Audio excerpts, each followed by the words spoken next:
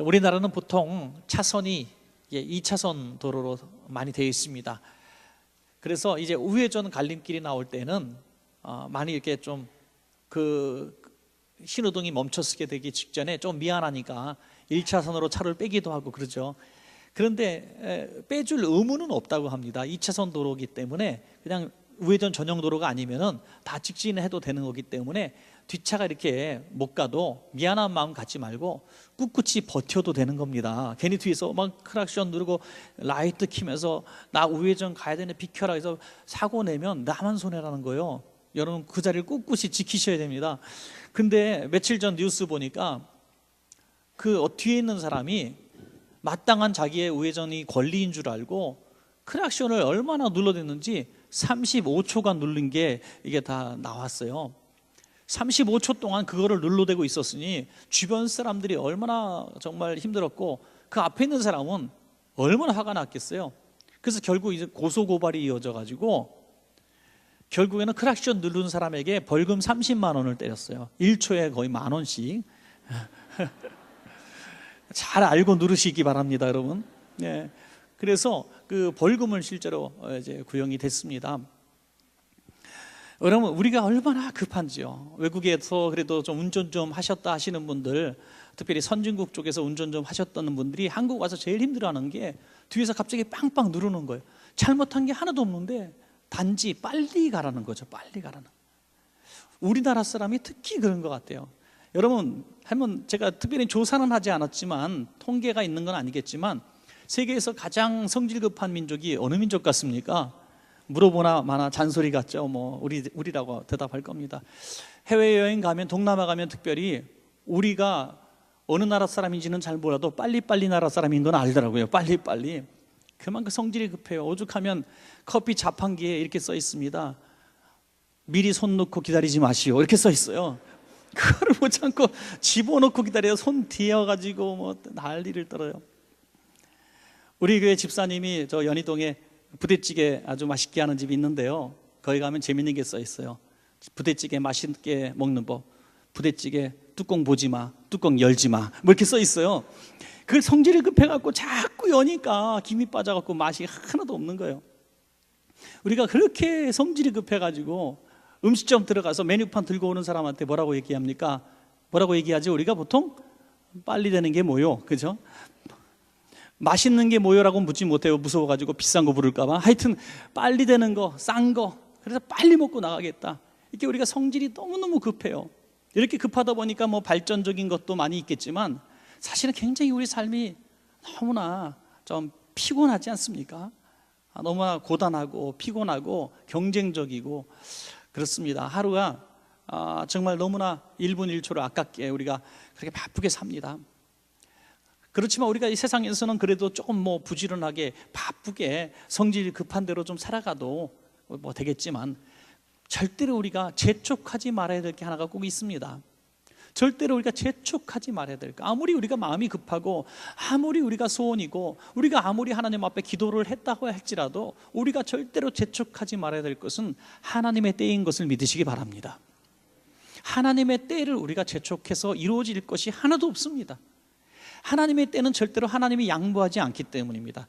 우리가 하나님 오늘까지 이 문제가 풀리지 않으면 저는 망합니다. 하나님 오늘까지 시한이니까 알아서 하십시오. 오늘 하나님 제가 40일 작정 기도했는데 오늘이 마지막 40일인 거 아시죠? 하나님 제가 1,000번째 내가 노력했어요. 할 만큼 했지 않습니까? 오늘 999일이에요. 아시죠? 그 말은 뭡니까? 하나님 내 때가 됐습니다. 내가 계획하고 내가 만드는 때가 다 됐습니다. 이제 하나님은 응답해 주셔야죠. 이건 재촉이라는 거죠. 이거는 절대로 해서는 안 되는 거라는 거예요. 하나님의 때가 있기 때문에 우리는 기도하고 1,000번째도 하고 40일도 하지만은 결국에는 기도하라고 말씀하셨기 때문에 기도할 뿐이지 우리가 하나님의 결정권을 우리가 대신 취할 수는 없다는 것입니다. 그래서 우리가 절대로 하나님이 지체하시고 응답이 늦으시면 하나님이 늦게 응답하시는 이유가 있겠구나.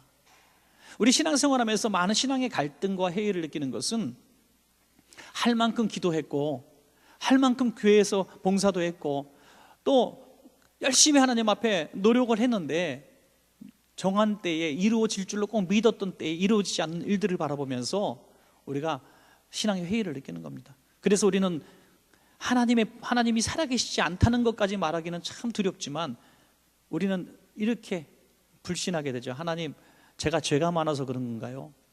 하나님 뜻이 아닌 건가요? 아니면 하나님, 내가 기도를 안 해서인가요? 내가 믿음이 없어서인가요? 이렇게 자학하는 수준으로 가는 것이 우리의 일반적인 모습이라고 하는 것입니다. 그러나 하나님의 때가 반드시 있기 때문에 우리는 기도하고 또 하나님 앞에 이 모든 문제를 아렸다면 하나님의 때를 기다리고 하나님이 지시하시는 이유에 대해서 우리가 깊이 생각하는 것이 훨씬 더 유익하다는 것입니다. 여러분, 그래서 우리가 신앙생활하면서 점점 신앙의 연조가 깊어지고 이런 갈등과 고비들을 많이 겪으면서 하나 신앙의 진주 같은 것을 발견하는 것이 있는데, 그것은 뭐냐면 하나님은 우리가 이해하는 하나님이 아니라, 이해의 대상이 아니라 신뢰의 대상이라는 것입니다. 하나님이 우리 자신보다 우리를 더 아시는 것을 믿으시기 바랍니다. 하나님은 우리 자신보다 우리를 더 사랑하시는 것도 믿으시기 바랍니다. 이 신뢰거든요, 신뢰. 그러니까 이루어지지 않아도 지금 주면 안 되는 때구나 라는 신뢰하게 되고, 나중에 정말 하나님께서 응답하셨을 때 가장 좋은 때 응답하신 것들을 경험해 가면서 우리는 조금씩 또 하나님에 대해서 알아가는 것입니다.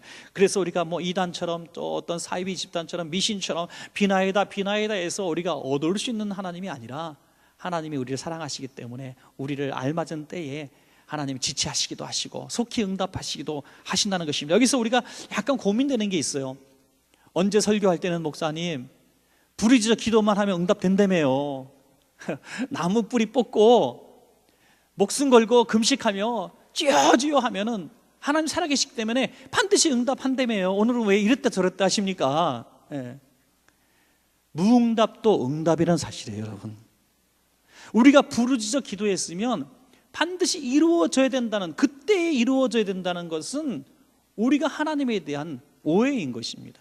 하나님은 가장 선하신 하나님, 가장 하나님의 때에 옳은 때에 응답하시는 하나님이기 때문에 내 때에 이루어지신 것이 절대 아니라는 것이죠.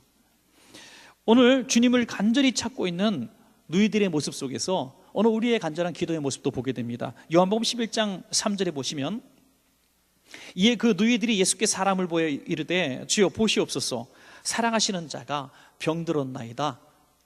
여기서 사랑하시는 자 그리고 병들었나이다, 이게 잘 우리는 매치가 안 되는 거죠. 주님이 사랑하시면 왜 병이 듭니까? 다른 어떤 기도 많이 하는 성도님이 사랑하는 정도가 아니라 하나님의 아들이신 예수님이 사랑하시는 자도 병이 들었다는 거죠. 요한복음 11장 5절에서도 예수께서 본래 마르다와 그 동생과 나사로를 사랑하시더니, 주님이 개개인을 사랑하시는, 이 가정을 사랑하시는 이 모습을 보게 되는 거예요. 성경을 보면 이 나사로의 부모님에 대해서는 한 번도 등장이 되지 않아요. 그것은 아마도 일찍이 부모님이 돌아가셨던지 어떤 상황 속에서 이 삼남매가 서로 의지하며 살았던지 이유는 모르겠습니다만은 이 삼남매는 서로 의지하면서 이렇게 살았을 겁니다. 그 중에서도 이 나사로는 이 집의 가장 같은 남자 아닙니까? 근데 이 나사로가 병들어 죽게 되었다는 것이죠. 여러분, 하나님이 사랑하시는 자도 병이 들었기 때문에 우리는 위로를 받아야 돼요. 우리 성도님들이 혹시 병이 있는 분들이 있습니까? 갑자기 병원에 갔는데 큰 병이 발견이 되어졌습니까? 내가 믿는 회사 사장인 걸 다 이웃도 알고 거래처도 아는데 갑자기 내가 사업에 어려움을 겪으셨습니까?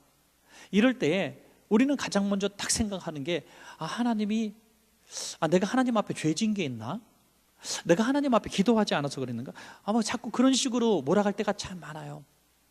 그러나 우리가 아는 하나님은 우리가 잠시 하나님 앞에 기도하지 않았다고 회초리 들고 바로 쫓아오시는 분이 아니라는 거죠. 그 하나님 앞에 우리가 신뢰의 하나님을 우리가 바라보는 그 수준이 우리가 너무나 낮다는 거예요. 그 고통을 우리는 어떻게 처리할 것인가, 그게 더 중요한 것이죠.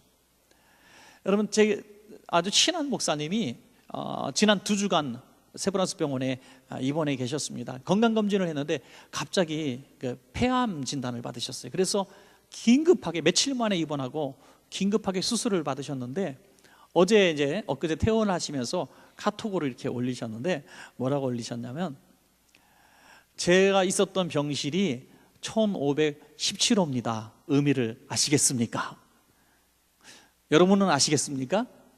지난주 설교인데, 저도 지난주 설교 제목을 기억 못하는데 여러분 아시겠어요? 1517년 10월 31일 아시겠죠? 마르틴 루터가 종교개혁을 한 날입니다. 그리고 지난주는 종교개혁 500주년 기념주일이었고요. 그 주간에 병실에 1517호에 계셨던 거죠. 그분이 이렇게 고백합니다. 마르틴 루터가 1517년 종교개혁을 한 것처럼 성령님께서 종교개혁은 너로부터 해라 라고 말씀하시면 병실에 두게 하셨다는 거예요. 지금까지 내가 열심히 목회한다고 했지만, 하나님 사랑한다고 했지만, 하나님이 1517년 그날을 기억하고 1517호에 두고 종교개혁 주일날 병원에서 보내게 하시면서 철저히 회개하게 하시고 결단하게 하셔서 이제 퇴원해서 이후의 인생은 하나님이 원하시는 아름다운 목회하라고 저를 다시 살려주셨습니다.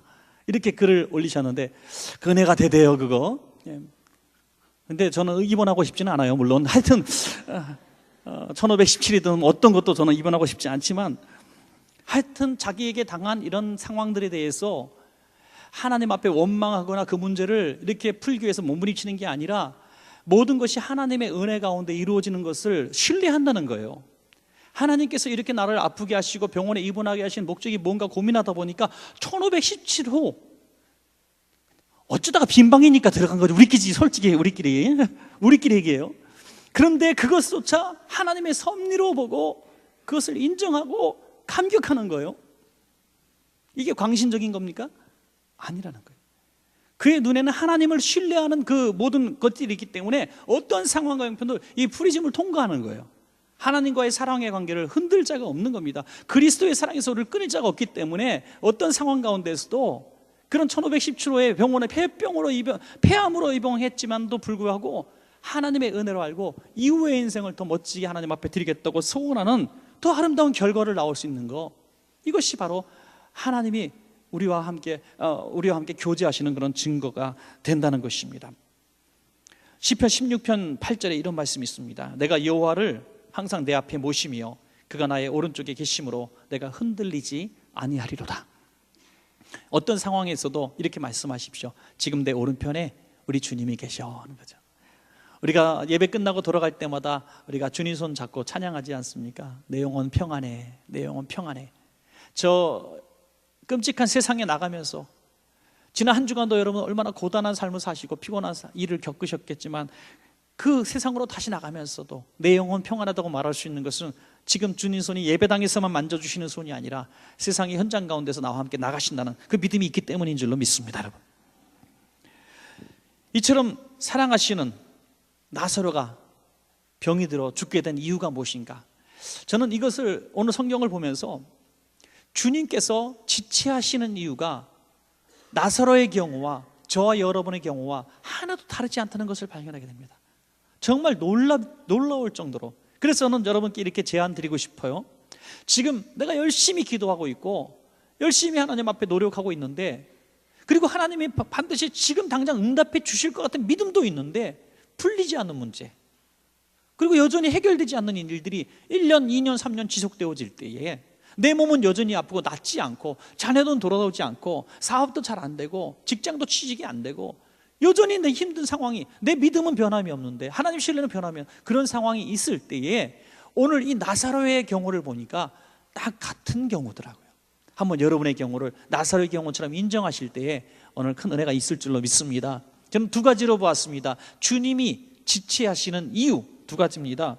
오늘 요한복음 11장 6절에 보니까 나사로가 병들었다함을 들으시고 그 계시던 곳에 이틀을 더 유하시고.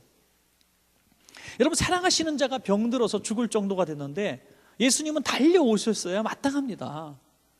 예수님이 예루살렘에 가시면 나사로 집에 머물곤 하셨습니다. 그곳에서 마르다가 만들어주는 맛있는 식사도 맛있다 하면서 드시고, 또 발밑에서 말씀 듣는 마리아 이뻐하시고, 그 나사로하고는 인생 상담도 많이 하시면서 아주 이 가정과 돈독한 관계를 유지했습니다. 많은 사람들이 나사로의 가정을 예수님이 살아가시는 걸 다 알았어요. 예수님은 모든 병자를 고쳐주시는 능력자인 것도 알았는데 나사로의 가문은 얼마나 복을 받았을까 부러워하기도 했을 겁니다. 그런데 나사로가 아파요. 죽을 병에 걸렸습니다. 예수님이 오시면 문제없이 해결될 것으로 마을 사람들도 다 알고 있었습니다. 그런데 오시지 않았다는 겁니다. 결국에는 죽고 말았습니다. 팔레스타인 지방 너무 이제 더운 지방이기 때문에 장례식을 우리처럼 3일 미루지 않고 바로 시신을 이렇게 이제 장례를 치른다고 합니다. 그러니까 이 나사로가 아침에 있었는데 저녁에는 없는 거예요.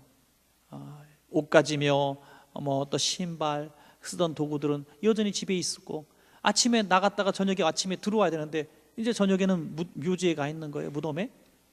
얼마나 상실감이 컸겠습니까?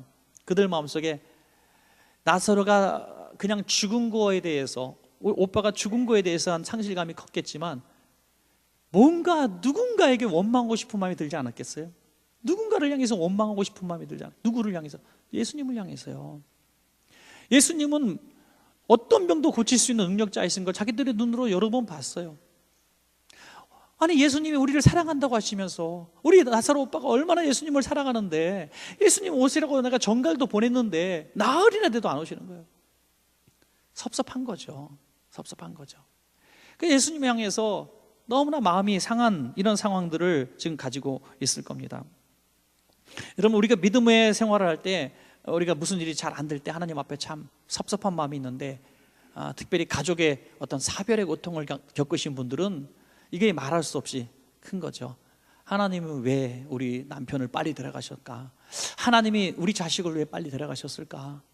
수명대로 살지 못하고 이렇게 자식들이 떠날 때에 하나님이 살아계신 것은 분명히 알고, 내가 하나님 앞에 기도하면 하나님은 살아계신 분이기 때문에 죽을 병에서도 살려주신다는 믿음은 내가 설교를 통해서도 말씀을 통해서도 항상 들어왔고 믿었는데, 우리 가족의 경우에 이게 해당이 되지 않은 거예요. 그러니까 섭섭한 거죠.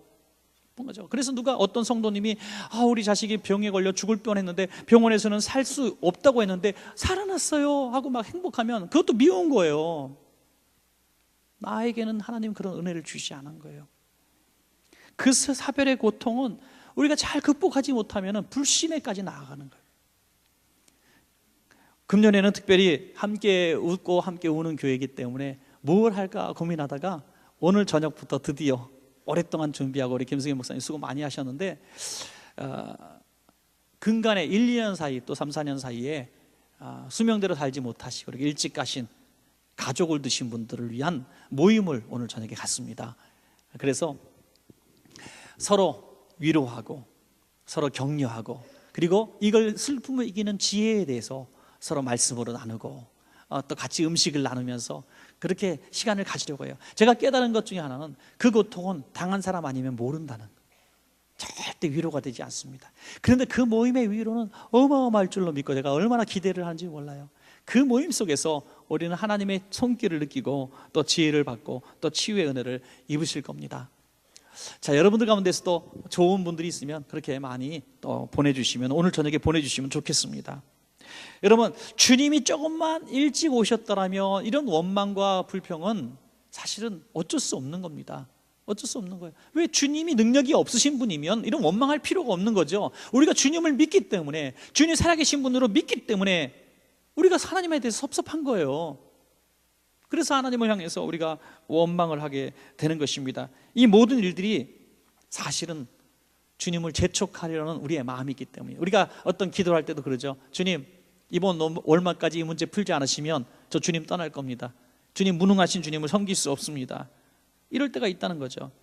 지체하시는, 그럼에도 불구하고 주님은 지체하실 수밖에 없어요. 왜? 우리를 너무나 사랑하시기 때문에.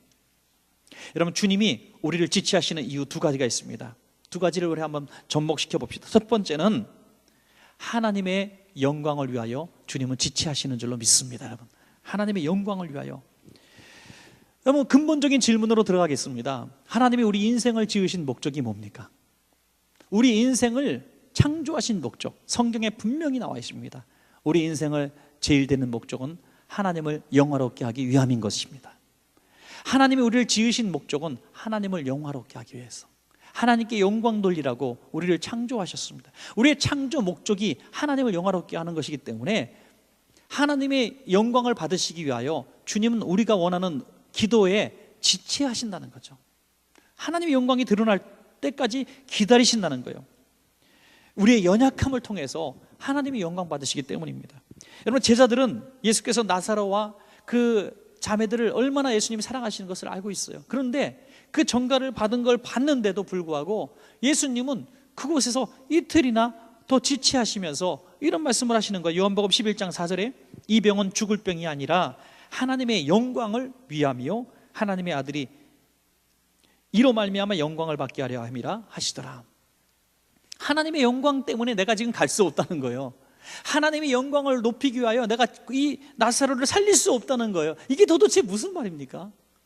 하나님의 영광을 위하여 나사로는 죽을 때까지 기다리자.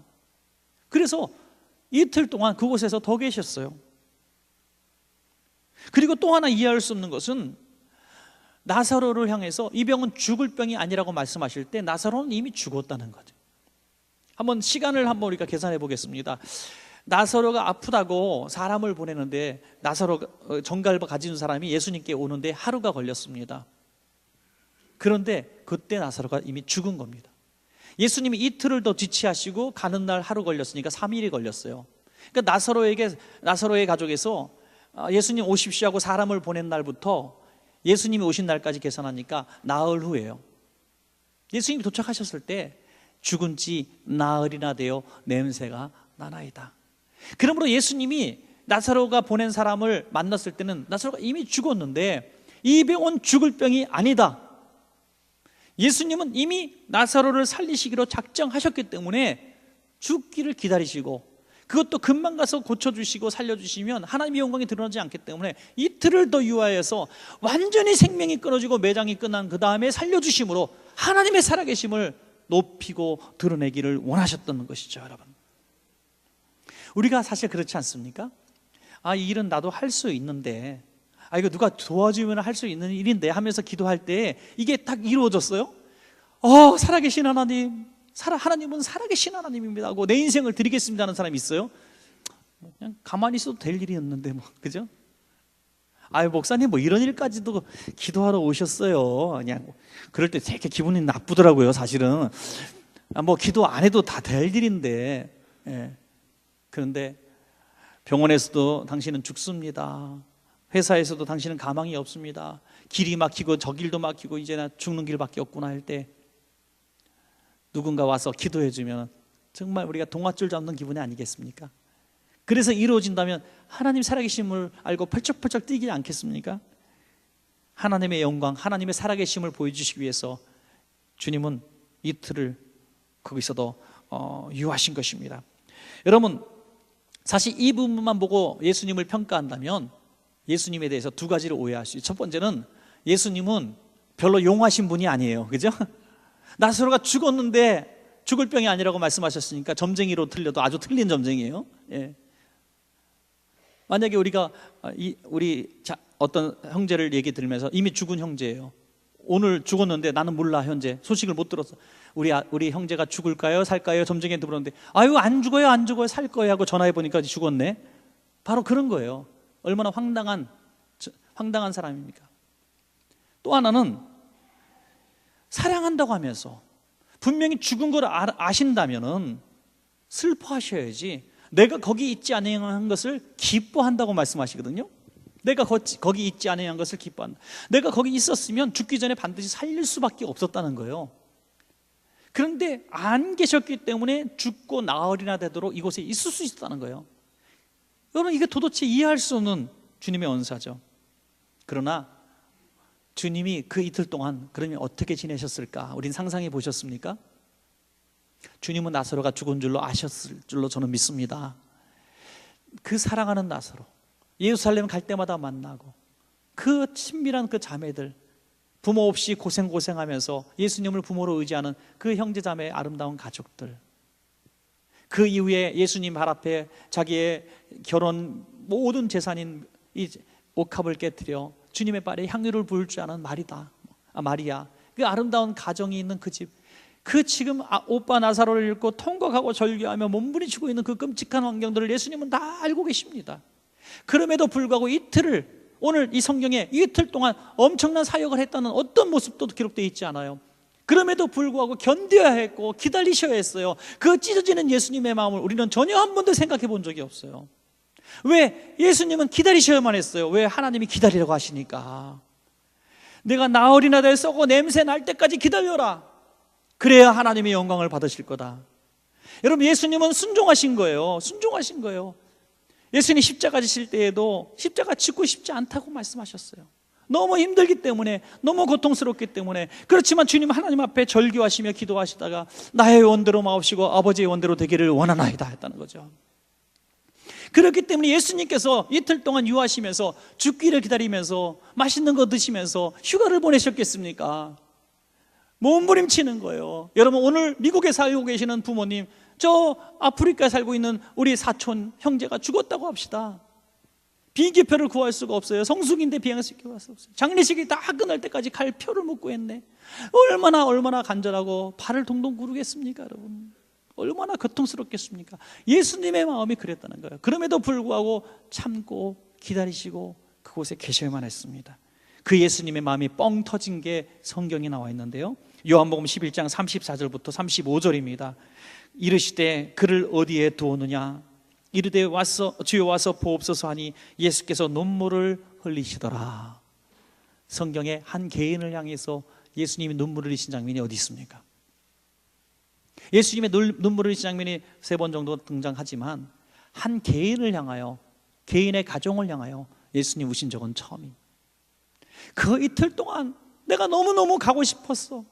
빨리 하루라도 가서, 1분이라도 빨리 가서 천류하고 가슴 찢고 슬퍼하고 있는, 통곡하고 있는 너희 자매를 보며 하루라도 빨리 살리고 싶었어. 그러나 하나님이 기다리라 그랬어. 이틀을 더 기다리라 그랬어.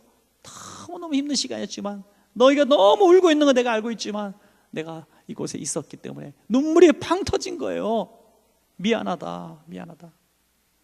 사랑하는 여러분, 우리가 울 때 주님은 응답을 지체하실 때 맛 좀 봐라, 기다려봐라, 네 죄값이야 하시는 하나님이 아니라 예수님처럼 눈물을 흘리시면서도 주님의 때에, 가장 좋은 때에 하나님의 영광을 높이기 위해서 응답을 더디게 주실 때도 있다는 사실을 믿으시기 바랍니다. 우리와 주님의 응답이 모두 다 하나님의 영광을 위해 맞춰져 있는 것이죠. 패트 쇼프네시 목사님이란 분이 계신데, 이분은 자기 인생을 다 전도해 드리신 분이에요. 한 번은 어제 전도 여행을 가려고 미국의 로스앤젤레스 공항에서 기다리고 있는데 그때 폭탄 테러가 터졌습니다. 그래서 그 옆에 있는 몇 사람도 죽고 자신은 오른 다리를 잃었어요. 병원에서도 만시창이 돼가서 살아날 확률이 30%라고 진단을 받았답니다. 그래서 그 만시창이 된 몸 가지고 목숨 간신히 부지하고 한 다리를 잃고 불구가 되었는데 전에보다 더 열심히 전도 여행을 다니는 거예요, 세계를. 그래서 어떤 분이 묻습니다. 목사님, 하나님 참 어떤 부분에서 이해할 수 없지 않습니까?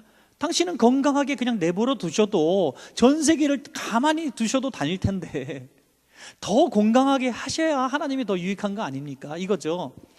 지금 안 그래도 뭐 불순종하는 사람이 아니라 시간을 아껴서 전 세계를 전도하고 다니셔요. 그러니까 하나님의 건강 주시고 더 능력 주시고 말씀도 전하시는 지혜도 주시고 하면 하나님이 더 복일 텐데 왜 몸을 만시창이 만들어 걸레로 만들어 놓고 다리까지 없애버리고 쩔뚝쩔뚝 거리게 만드시고 설교도 힘들게 만드셔서 전에 2군데 가면 1군데밖에 못 가게 하시고 그러시냐 이거예요. 그랬더니 목사님이 이런 말씀을 하셨어요. 천만에요, 저는 하나님을 원망하지 않습니다. 하나님이 모르시는 우연한 일이 어디 있겠습니까? 하나님은 분명히 알고 계셨을 겁니다. 나는 사고 이후에 더욱 큰 기적을 경험하고 있습니다. 전에는 적게 사역을 했지만 지금은 수백만 명의 사람에게 간증하고 전도하고 있습니다. 나는 폭발의 희생자가 아니라 폭발의 덕을 본 사람입니다. 이 인생이 이렇게 얘기할 수 있는 이유는 딱 하나입니다. 내 자신은 망가지든 죽든 불구가 되든 상관없다는 거예요. 무엇을 위해서? 하나님의 영광을 위해서. 할렐루야. 하나님의 영광을 위하는 이것에 딱 내가 렌즈를 맞추니까 모든 주어지는 환경들이 하나님이 하신 일이라고 인정하게 되는 거예요. 여러분, 우리가 사업을 하거나 어떤 일을 할 때, 가정을 꾸릴 때 뭐가 좀 안 되고 고통스러운 일을 겪을 때, 이런 테러와 같은 끔찍한 일을 겪을 때 거의 많은 분들이 하나님, 내가 뭘 잘못했어요? 하나님, 내가 믿음 없어서 그래요? 하나님, 저 너무하신 거 아니에요? 이런 식으로 해결하려고 해요. 왜? 나의 영광을 위해서 살기 때문이에요. 여러분 분명히 아시기 바랍니다. 나에게 초점이 맞춘 인생은 주님의 지체하심을 우리는 평생 이해할 수 없지만 하나님의 관점에서 하나님의 영광을 위해 살아가는 인생은 주님의 지체하심에 대해서 감격하게 될 줄로 믿으시기 바랍니다. 여러분, 주님은 우리가 고통받을 때 더 고통스러워하시고 우리가 울 때에 주님은 더 울고 계십니다.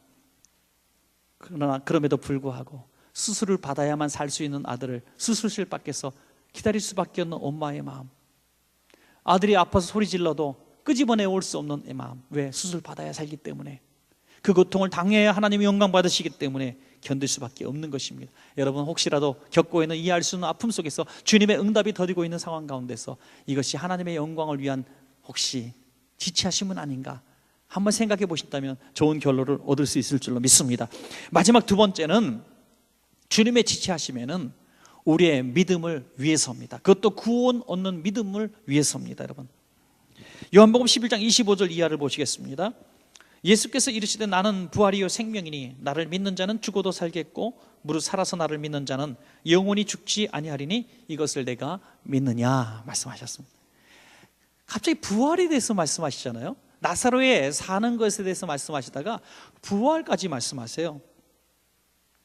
내가 믿으면 하나님의 영광을 보리라 하지 않았냐. 믿어라 이거예요. 믿어야. 하나님의 영광을 보기 위해서는 믿어라. 여러분, 오늘 주님은 저와 여러분을 향해서 말씀하신다고 하는 거죠. 주님이 여전히 지체하시는 제목들, 도무지 나는 이제 끝났다, 전에 하나님의 응답하시면 응답하셨는데 이제는 늦었어, 하나님도 늦었어 라고 생각하는 부분에 혹시 성령님께서 왜 믿으면 되는데 왜 믿지 못하느냐고 질책의 음성이 들릴 때가 있다는 거예요. 하나님, 저 백도 없고요, 돈도 없고요, 나이도 많고요, 힘도 없어요. 전에 있을 때 그렇게 도와달라고 할 때, 도와줄 수 있는 사람이 붙여줄 수 있을 때 왜 하나님은 안 도와주시고 이제 와서 늦지막히 내가 믿느냐 이렇게 말씀합니다. 오시려면 차라리 나사로 오빠가 병들어서 끙끙 앓고 이제 죽을까 살까 할 때 오셔가지고 내가 믿느냐 그러면 믿습니다 그럴 텐데, 하루도 아니고 이틀도 아니고 사흘도 아니고 나흘이 지났을 때 썩는 냄새가 날 때 와서 믿느냐 물어보시는, 이건 도대체 뭡니까? 하나님, 너무 잔인한 거 아니십니까? 이렇게 물을 수가 있다는 거예요. 믿음은 지성이 아니고 감성이 아니고요, 주님의 음성에 순종하는 겁니다. 여러분, 믿음은 순종이라고 하는 거예요. 사실 우리가 할 수 있는 일이 무엇입니까? 할 수 있는 믿음밖에 없지 않아요? 우리가 할 수 있는 것은 돌문을 열어놓는 방법밖에 없어요. 돌문을 열라고 말씀하실 때, 주여 썩어서 냄새 나는데 왜 돌문을 열라고 그러십니까? 왜 이제 오셔갖고 딴소리 하십니까? 원망이 막 나오는 거예요. 그러나 돌문을 열 때에 하나님이 역사하시는, 하나님은 우리가 돌문을 여는 것도 동업이라고 생각하시는 것 같아요. 우리는 할 수 있는 건 돌문을 여는 것밖에 할 수 없지만 죽은 자를 살리시는 것은 하나님이 하시는 일입니다. 여러분, 우리는 사실 굉장히 작은 거 가지고 기적을 경험하는 거예요. 믿음이 우리가 크고 작고 이런 얘기를 해요. 저 집사님은 어마어마하게 믿음이 좋고 저 목사님은 어마어마하게 믿음이 좋아서 날마다 기적을 경험하고 사는구나. 천만의 말씀이에요. 아무리 믿음 큰 사람도 믿음이, 그 믿음 자체가 역사가 아니라 믿음을 보고 역사하시는 하나님이 능력자십니다.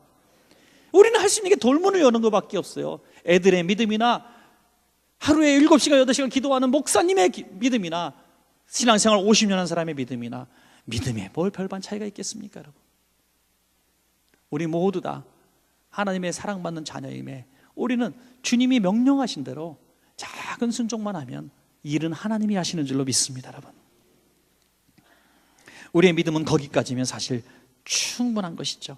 요한복음 11장 41절부터 42절까지 보시면, 돌을 옮겨 놓으니 예수께서 눈을 들어 우러러보시고 이르시되 아버지여, 내 말을 들으신 것을 감사하나이다. 항상 내 말을 들으시는 줄을 내가 알았나이다. 그러나 이 말씀하옵는 것은 둘러선 무리를 위함이니 곧 아버지께서 나를 보내신 것을 그들로 뭐라고요? 믿게 하려 함이니라. 믿게 하려 함이니라. 실제로 나사로가 나오는 이 모습들은 우리가 길게 설명하지 않아도 다 여러분 아시는 문제입니다. 나사로야 나오라 할 때 나사로는 나왔습니다. 그리고 이제 우리가 그 이후에 깨닫게 됩니다. 그래서 예수님이 죽은 지 나흘까지 기다리셨구나. 요한복음 12장 11절에서 이렇게 증언합니다. 나사로 때문에 많은 유대인이 가서 예수를 믿음이러라. 아멘. 나사로가 나흘 만에 살아났기 때문에 수많은 사람들이 예수님을 믿었다고 성경은 말씀하고 있습니다. 그리고 마리아는 이 나사로의 사람을 통해서 예수님의 장례를 준비하는 최고의 헌신자가 될 수가 있었던 것입니다. 여러분, 우리가 이런 감격, 인생의 감격, 나사로가 죽지 않았다면, 예수님이 나사로가 죽은 지 바로 오셔서 살려주셨다면, 과연 이 감격과 이 역사와 이 구원의 은혜가 있었을까요? 그렇지 못할 것이죠. 그렇지 못할 것이죠. 그러나 이 고통과 이 감격과 이 슬픔과 이 정말 기적이 있었기 때문에 이 나사로의 가문은 지금도 성경을 통해서 우리에게 자랑스러운 인물이 되었고, 예수님은 죽음의 장례를 이 가정을 통해서 이룰 수 있었고, 이 나사로 때문에 수많은 유대인들이 죽어마땅한 이 세상에 살다가 더 하나님 나라의 천국의 백성으로 변화되는 줄로 믿습니다. 여러분, 우리가 어떤 고통을 당할 때 하나님 나의 고통을 통해서 제게 믿음을 주시는 줄로 믿습니다 라고 우리가 믿어야 되는 거예요. 고통을 통해서 믿음이 생기는 거예요. 우리가 신앙생활하면서 결국에는 생기는 것은 믿음이에요. 믿음. 언제까지? 천국까지 가는 믿음이에요. 여러분, 신앙생활하는 많은 분들이 너무나 아슬아슬한 줄타기를 것 같아요. 지금 교회를 출석하지 않은 가나안 성도라고 있죠. 가나안 성도, 안나가 성도가 200만 명. 왜? 도대체 그들은 어떤 관점으로 신앙생활했기에 교회를 떠났습니까? 누군가 묻습니다. 왜 당신은 교회를 떠났습니까? 아니, 교회를 그러면 어떻게 다닙니까? 내 얘기 좀 들어보세요. 내가 30년 믿는 목사가 아이고 이게 교회 돈을 횡령했네요. 간음을 했네요. 우리 교회 장로 권사가 싸워가지고 난리가 났네요. 내가 이런 교회를 어떻게 다닙니까? 나 그래서 신앙 떠나는 게 당연한 거 아닙니까? 뭘 보고 신앙생활 하셨길래 그런 거 보고 떠납니까? 구원 얻는 믿음은 하나님 바라보고 신앙생활하는 거예요. 하나님 바라보고. 목사가 마음에 안 들고 교회가 마음에 안 들면 다른 교회 가시면 되는 거예요. 다른 교회. 그러나 하나님을 믿는 믿음은 변하지 말아야 돼요. 예수 잘 믿으면 복 받는다, 무조건 복 받는다, 잘 된다, 기도하면 병 낫고 기도하면 다 잘 된다, 그렇게 말하면 그거는 거짓말입니다. 하나님은 하나님의 때에 하나님이 하실 일들을 하는데, 두 가지 관점이라고 말씀드렸어요. 하나님이 하시는 일들은 우리를 통해서 결국은 하나님의 영광을 받으시길 원하신다는 것이고, 그리고 하나님은 하나님의 일들을 하심을 통해서 결국에는 우리에게 믿음을 주시는데, 그 믿음이 뭐냐면 세상에 먹고 사는 거, 잘 되는 거, 안 되는 회사가 잘 되는 거, 수익이 없다가 수익이 생기는 거, 병이 좀 낫는 거, 이게 아니라는 거예요. 이건 다 세상의 일이에요. 여러분, 세상에서 죽을 병에 걸리던 살았어요. 살았지만 조금 지나니까 또 죽더라고요. 우리가 살아봐야 100년이잖아요. 그런데 정말 중요한 것은 죽을 뻔한 사람이 살고 다시 죽고 그게 문제가 아니라 살아계신 하나님을 믿는 믿음이 있느냐 없느냐, 이 사건을 통해서 우리가 교육을 받았느냐 아니냐. 왜? 이것을 가진 사람만이 천국의 주인공이 되기 때문이죠. 그래서 우리는 인생의 이런 모든 문제를 통해서 우리는 결국 하나님의 살아계심을, 하나님이 지시하시는 이유가 내게 구원 얻을 만한 믿음을 주시기 위한 방법인 것을 깨달으시기 바랍니다. 여러분, 말씀을 맺겠습니다. 오늘 풀리지 않는 문제를 가지고, 주님이 지체하시는 문제를 가지고 우리는 오해도 많이 했습니다. 나를 사랑하지 않으시는가 보다, 하나님이 응답하지 않으시려나 보다, 내가 죄가 많아서 그런가 보다, 내가 믿음이 없어서 그런가 보다. 아니라는 거예요. 두 가지 프리즘이 있습니다. 하나는 하나님의 영광을 위해서 나를 사용하여 주옵소서, 나를 도구로 사용하여 주옵소서. 두 번째는 하나님, 이 일을 통해서 구원 얻을 믿음을 또 확증시켜 주시니 감사합니다. 견고한 믿음을 주옵소서, 구원받는 믿음을 주옵소서. 이렇게 우리가 기도할 때에 우리 이 문제를 나사로의 가정처럼 다 극복하고 승리하게 될 줄로 믿습니다.